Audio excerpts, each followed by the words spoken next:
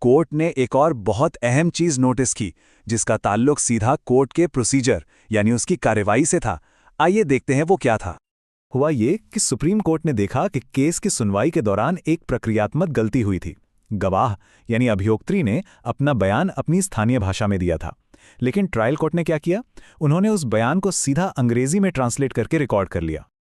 इस पर कोर्ट ने सीआरपीसी के सेक्शन 277 का जिक्र किया और सही तरीका बताया। सही तरीका क्या है? स्टेप 1, गवाही उसी भाषा में रिकॉर्ड की जानी चाहिए जिस भाषा में गवाह बोल रहा है।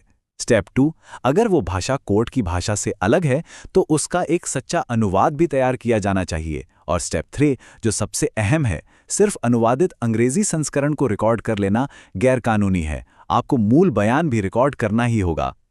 और कोर्ट ने यह भी समझाया कि ऐसा करना जरूरी क्यों है।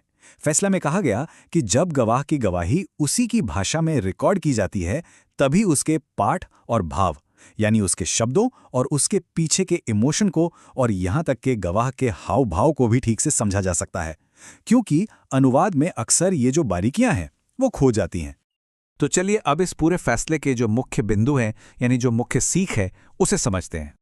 तो देखिए, इस एक फैसले से दो बड़ी चीजें साफ हो जाती हैं।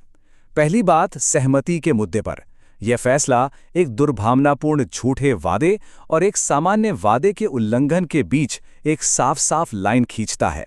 इससे ऐसे मामलों में बलात्कार साबित करने का जो स्तर है वो ऊंचा हो जाता है। और दूसरी बात, प्रक्रिया पर अभी जरूरी है कि ट्रायल कोर्ट गवाहों का बयान उनकी ही भाषा में रिकॉर्ड करे ताकि गवाही की सच्चाई बनी रहे। और आखिर में ये पूरा विश्लेषण हमें एक बड़े सवाल के साथ छोड़ जाता है।